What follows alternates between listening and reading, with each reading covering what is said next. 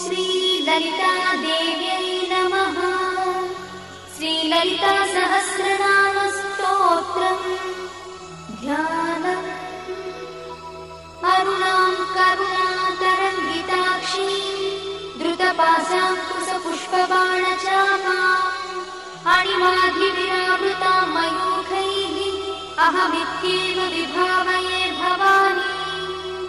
ध्यायेत् पद्मासनस्थां विकसितवदनां पद्मपत्रायताक्षीं हेमाभां पीतवस्त्रां करकलितलसद्देव पद्माम्बराङ्गी सर्वालङ्कारयुक्तां सततमभयदां भक्तनम्रां भवानी।